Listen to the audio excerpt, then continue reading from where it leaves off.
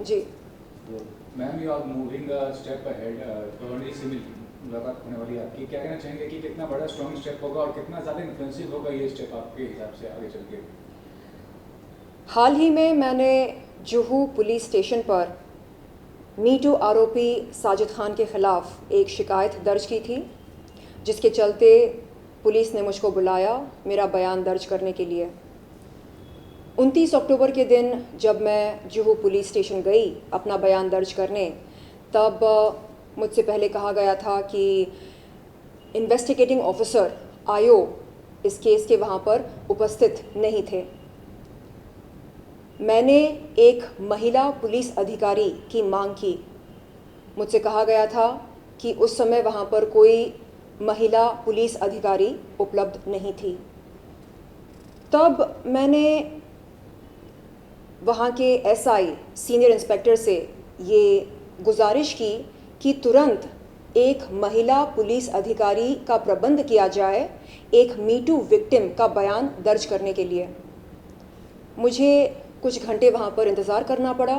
तकरीबन रात के 8 बजे महिला पुलिस अधिकारी Megha ma'am, PSI police sub inspector Megha ma'am ने मेरा बयान दर्ज किया और मुझे इन्वेस्टिगेटिंग ऑफिसर पीआई मोहरे सर के पास लेकर गई, जहाँ जाकर मैंने इन्वेस्टिगेटिंग ऑफिसर से निवेदन किया कि तत्काल पुलिस कार्रवाई शुरू हो मीटू आरोपी साजिद खान के खिलाफ। उसके अगले दिन हमने देखा कि Rakhi Sawant, motor mouth, potty mouth Rakhi Sawant media के सामने आकर कहने लगी कि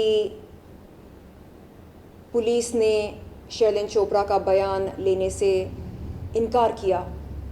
उसने बताया कि क्योंकि उसके भाई मीटू आरोपी साजिद खान निर्दोष हैं, इसलिए पुलिस ने शैलेंद्र चोपड़ा का बयान लेने से इनकार किया।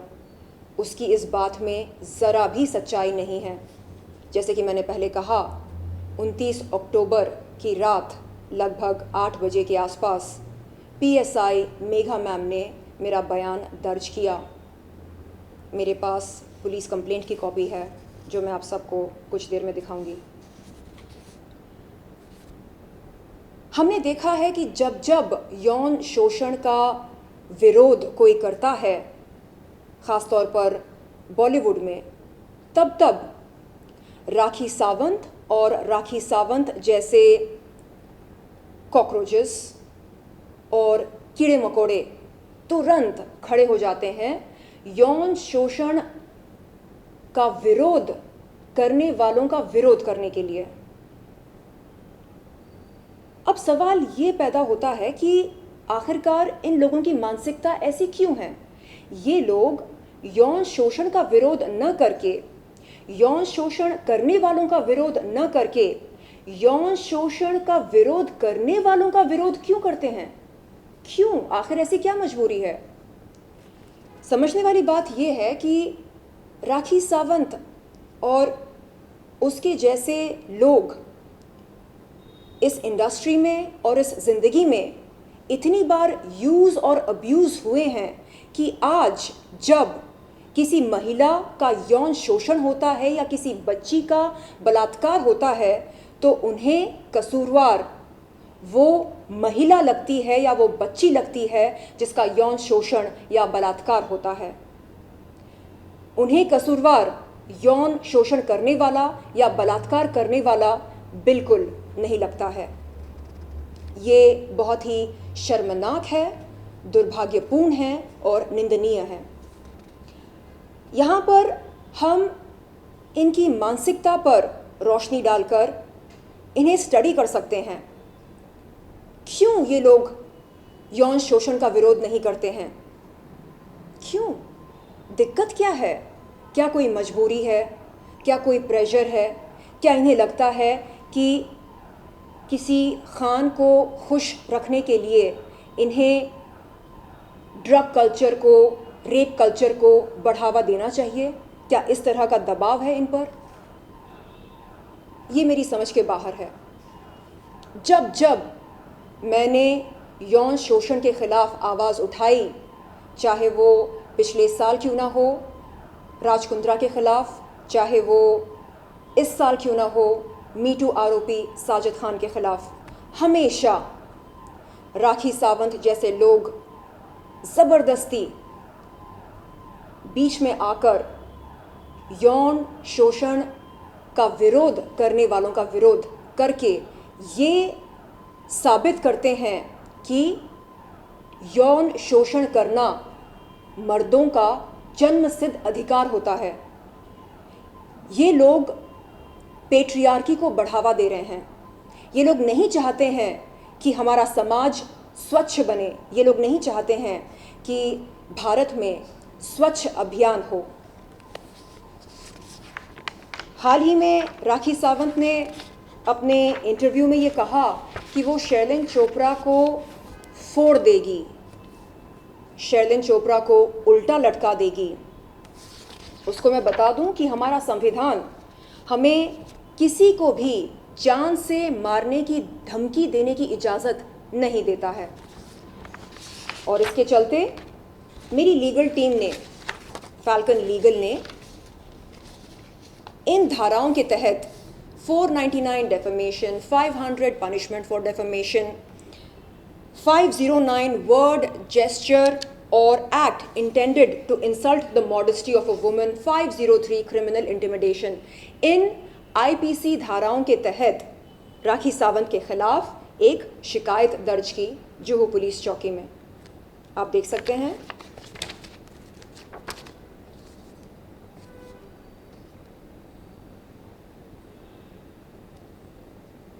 पुलिस कंप्लेंट अगेंस्ट मिस राखी सावंत, पॉटी माउथ राखी सावंत।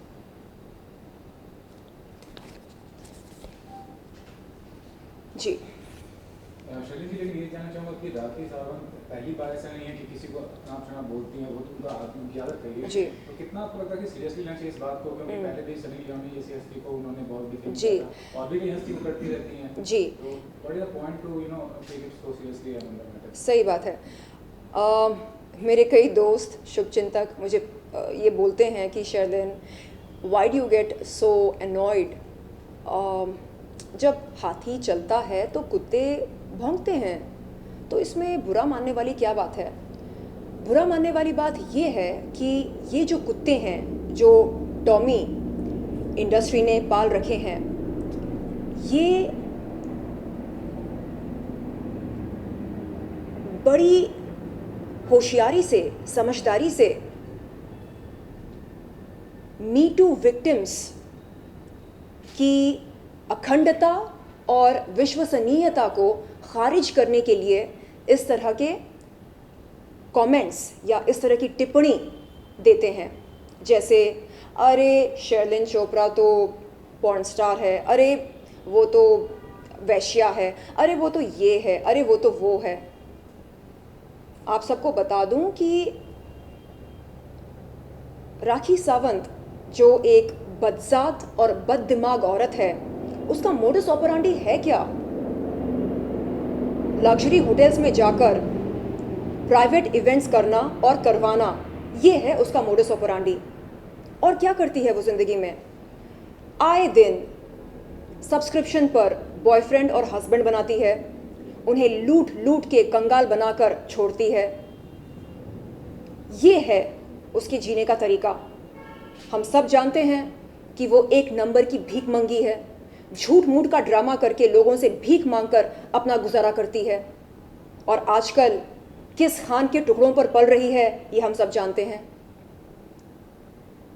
तो सोचने वाली बात यह है कि आखिरकार ये जो नेक्सस है फिल्म इंडस्ट्री में, ये रेप कल्चर को, ड्रग कल्चर को, सेक्सिज्म को, नेपोटिज्म को बढ़ावा क्यों दे रही है? और हम इस गंध को कब तक बर्दाश्त करें? ये भारत देश है, ये संविधान के अनुसार चलता है। यहां पर यौन शोषण का विरोध होता है, यौन शोषण करने वालों का विरोध होता है। यह भारत देश है, यहां पर महिला को लक्ष्मी मानते हैं। यहां पर महिला को, जैसे दूसरे देशों में, ख़ास तौर पर अफ़गानिस्तान में सेक्स मशीन माना जाता है, वैसा यहाँ पर बिल्कुल नहीं होता है। यहाँ पर लक्ष्मी को, महिला को मान सम्मान दिया जाता है। हमारे देश के प्रधानमंत्री ये मानते हैं कि महिला का सम्मान होना चाहिए, अपमान नहीं। हमारी राष्ट्रपति कोई और नहीं बल्कि एक महिला हैं, द्रौपदी मुर्मू जी। तो जिस देश की राष्ट्रपति एक महिला है और जिस देश के प्रधानमंत्री जोर जोर से नारे लगाकर कहते हैं कि महिला का मान सम्मान होना चाहिए, सत्कार होना चाहिए, उस देश में हम देख रहे हैं कि यौन शोषण को बढ़ावा दिया जा रहा है। यौन शोषण करने वालों को सेलिब्रिटी माना जा रहा है। आखिरकार ऐसी क्या मजबूरी है बिग बॉस की जो वो मीटू आरोपी साजिद खान को अपने घर से बेदखल नहीं कर रहे हैं? क्यों? वो क्या साबित करना चाह रहे हैं?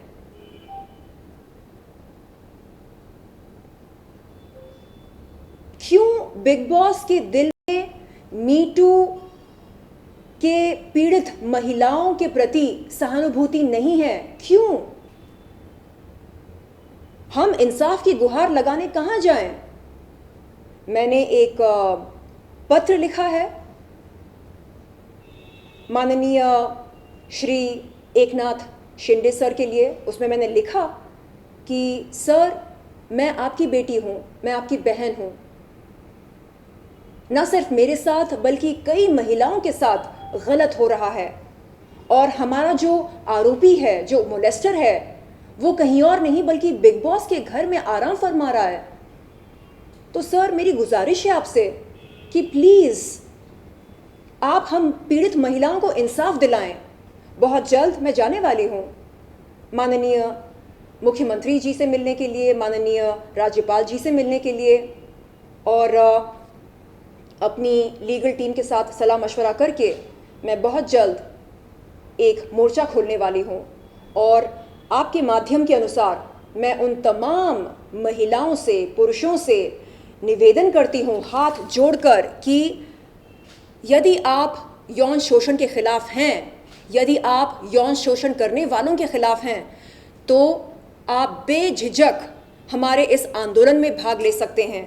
इस मुहिम में आप हमारा साथ दे सकते हैं ताकि आगे चलकर आपके सामने इस तरह कोई महिला बैठकर इंसाफ की गुहार ना लगाए यौन शोषण के लिए, यौन शोषण करने वालों के लिए, यौन शोषण के खिलाफ इस तरह की गुहार ना लगाए ताकि वो नौबत ही ना आए। मैं इंडिया में चाहूँगी वेस्टर्न कंट्रीज में जब ये मीटू शुरू हुआ था, काफ़ी लोग पनिश किए गए, यहाँ पे कोई एक्शन नहीं हुआ अभी तक।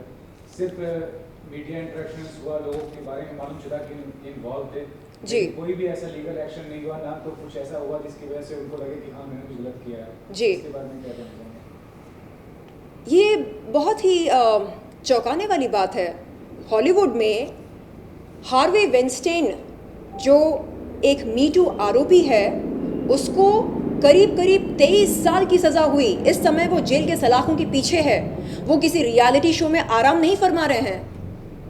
लेकिन यहाँ बॉलीवुड की मीटू आरोपी साजिद खान को सेलिब्रिटी स्टेटस दिया जा रहा है। मेरी गुजारिश है सलमान खान सर से कि कुछ देर के लिए अपनी दोस्ती यारी ज़रा साइड में रखें, कुछ देर के लिए, और ये सोचें कि अगर हम उनकी बहनें होती, अगर हम उनकी अपनी होती, तो क्या वो कोई स्टैंड नहीं लेते? क्या वो हमारे मोलेस्टर मीटू आरोपी साजिद खान को धक्के मार के बिग बॉस के घर से बेदखल नहीं करते? क्या एक महिला के लिए स्टैंड लेना जरूरी नहीं है? क्या दोस्ती यारी निभाना महिलाओं के हक से ज्यादा जरूरी है? मुझे समझ में नहीं आ रहा है कि ऐसी क्या मजबूरी है जिसके चलते सब खामोश हैं। सलमान खान सर खामोश हैं, बिग बॉस के मेकर्स खामोश हैं, पुलिस खामोश है।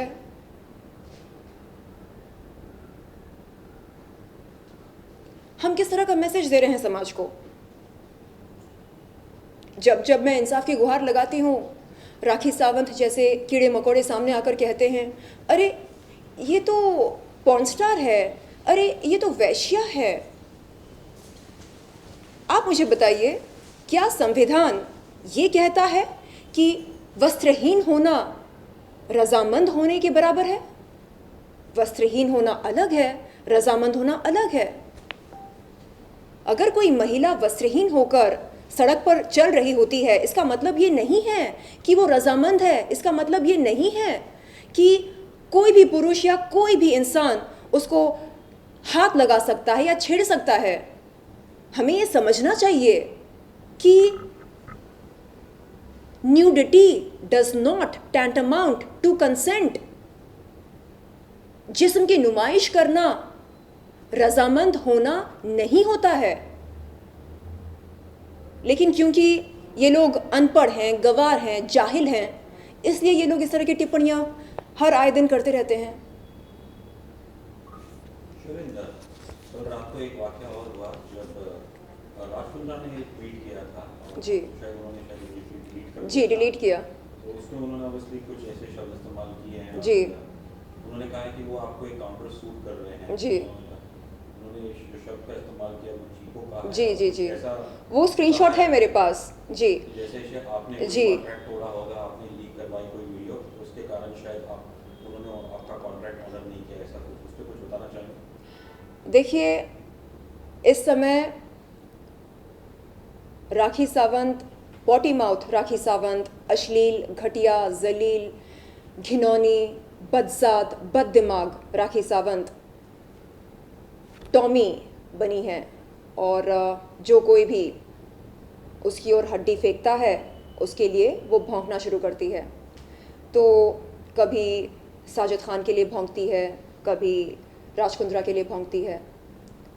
वो कह रही है कि उसने मेरे अश्लील वीडियोस देखे हैं। तो मैंने उसके सामने ये सवाल रखा कि वो अपने फैंस को, दर्शकों को, मीडिया को क्यों नहीं बताना चाह रही है कि उन वीडियोस के निर्देशक और निर्माता कौन हैं? वो बताए। वो आधी अधूरी जानकारी क्यों दे रही है? वो पूरी जानकारी क्यों नहीं देना चाह रही है? वो बताए, खुलकर बताए कि जिस वीडियोस का वो जिक्र कर रही है, उन वीडियोस के निर्देशक निर्माता कोई और नहीं बल्कि उसके भाई साहब राजकुंद्रा और उनकी श्रीमती शिल्पा शेट्टी हैं। लेकिन ऐसा बोलना उसके लिए मेरे ख्याल से अनुचित होगा, क्योंकि राजकुंद्रा को वो भाई मानती है। तो मेरा आप सबसे निवेदन है कि आप सब अपने कान और आंख खुले रखें और देखें कि क्या हो रहा है इस समाज में, इस इंडस्ट्री में। लेकिन जो एलिगेशन या जो कमेंट्स किए राजकुंद्रा जी ने, उस पर आप कुछ कहना चाहेंगे? जी, वो स्क्रीनशॉट मैंने संभाल कर रखा है जिसमें उन्होंने अभद्र भाषा का इस्तेमाल किया है मेरे लिए। और अगर वो सच में लीगल नोटिस भेजना चाह रहे हैं तो बेशक भेजें।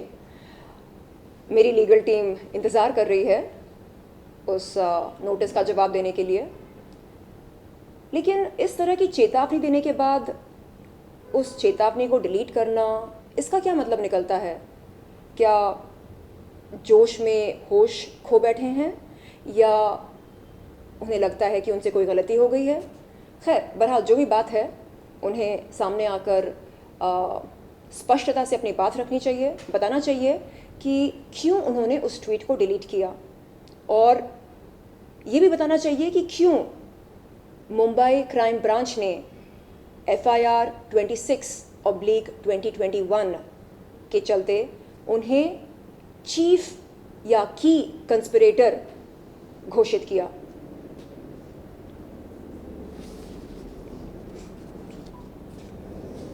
जी, thank you. Rakhi Sawant potty mouth, motor mouth, बदजात, बददिमाग, अश्लील, घिनौनी, घटिया, नीच, और क्या क्या एडजेक्टिव्स यूज़ करूँ मैं उसके बारे में, कम पड़ रहे हैं। तो ये महिला पीड़ित महिलाओं के प्रति सहानुभूति क्यों नहीं दिखा सकती है? आखिर ऐसी क्या मजबूरी है जिसके चलते हमेशा, चाहे यौन शोषण किसी का भी क्यों ना हो, हमेशा वो कसूरवार महिला को ही ठहराती है। वो कहती है कि क्योंकि महिलाएं छोटे कपड़े पहनते हैं, क्योंकि महिलाएं जिस्म की नुमाइश करती हैं, इसलिए उनका यौन शोषण होता है। अरे कोई जाए उस बददिमाग, उस बदसात औरत से पूछे कि छोटी छोटी बच्चियों का रेप क्यों होता है, छोटी छोटी बच्चियों के साथ यौन शोषण क्यों होता है। कोई जाए पूछे उससे।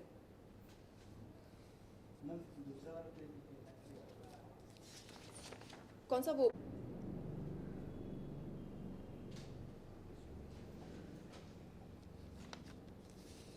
कल हम लोग कुछ बहुत बड़ा करने वाले हैं,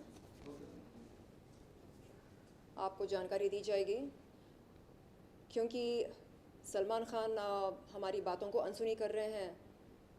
तो हमें लगता है कि बिग बॉस के मेकर्स के ख़िलाफ़ हमें मोर्चा खोलना चाहिए।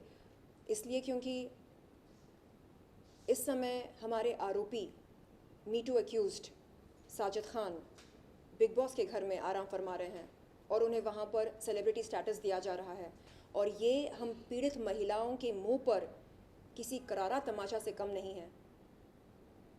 तो हम शांतिपूर्वक तरीके से कलर्स के ऑफिस के बाहर बैठकर एक आंदोलन करना चाह रहे हैं, मोर्चा खोलना चाह रहे हैं, और तब तक हम वहाँ से हटेंगे नहीं जब तक कि हमारे माननीय मुख्यमंत्री खुद आकर हमें यह आश्वासन न दें कि इस पूरे केस की निष्पक्ष जांच पड़ताल होगी और आरोपी को जेल के सलाखों के पीछे बंद किया जाएगा। जय हिंद।